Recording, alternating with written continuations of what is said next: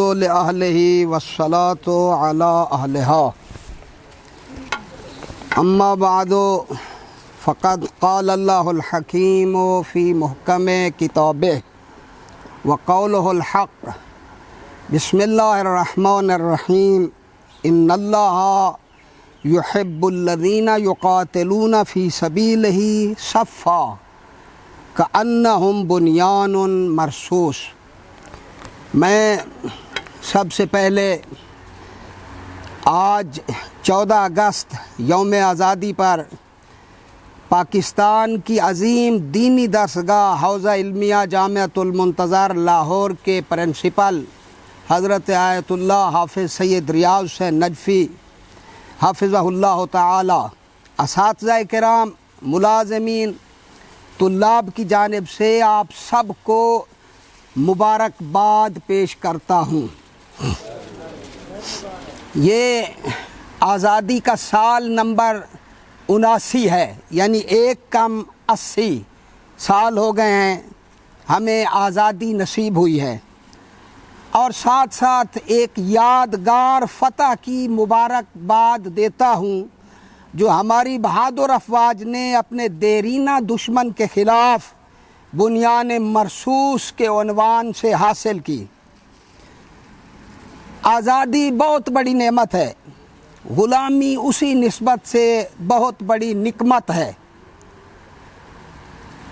آزادی ہمیشہ عظیم لوگوں کی عظیم سوچ کا عملی نتیجہ ہوتی ہے، اور پاکستان کے بارے میں عظیم سوچ کہ جس میں بڑے بڑے مہم کردار ہیں، جناب سر سید احمد خان صاحب، جناب شاعر مشرق ڈاکٹر علامہ اقبال صاحب، جناب چودھری رحمت علی صاحب، اور سب سے بڑے اور مہم جناب قائد اعظم محمد علی جناح کی عملی کوشش کا نتیجہ کہ 1947 کو 14 اگست کو پاکستان وجود میں آ گیا۔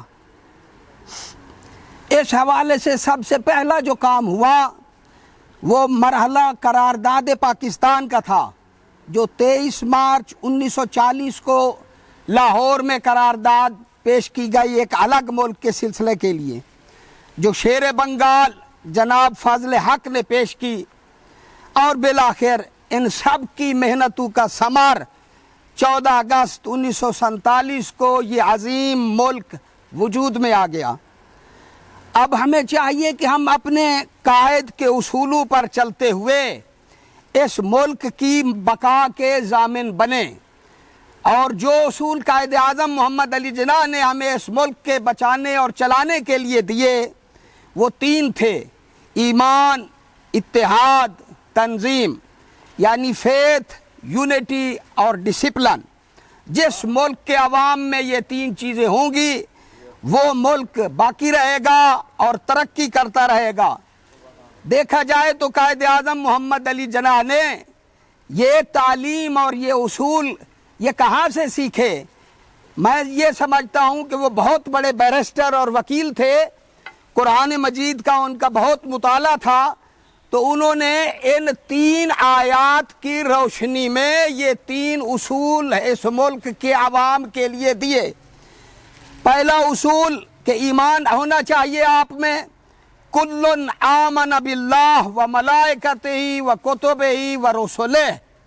سب سے پہلی شرط جو ہے وہ ہم میں ایمان ہے کہ اگر ہم ان چیزوں پر ایمان لائیں گے تو انشاءاللہ تعالی ہمارا پاکستان قائم بھی رہے گا اور ترقی بھی کرتا رہے گا۔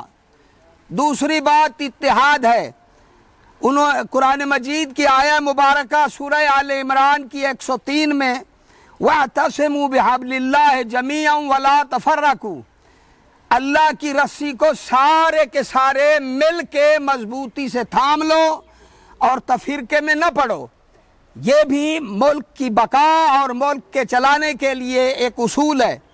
تیسرا اصول کہ جو انہوں نے دیا کہ جو ڈسپلن کے بارے میں ہے، ان اللہ یحب الذین یقاتلون فی سبیلہ صفا کأنہم بنیان مرصوص، بے شک وہ لوگ، بے شک اللہ ان لوگوں سے محبت کرتا ہے جو اللہ کی راہ میں مل کے اکٹھے ہو کر جمی صورت میں لڑتے ہیں اور ایسے لڑتے ہیں جیسے وہ سیسا پلائی ہوئی دیوار ہیں۔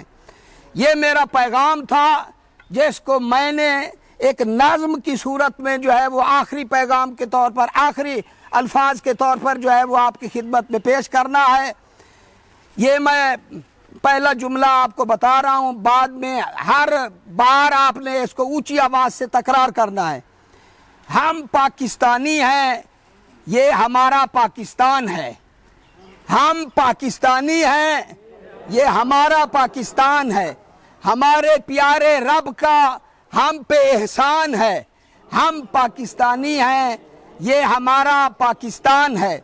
عزت، غیرت، شجاعت ہمارا نشان ہے۔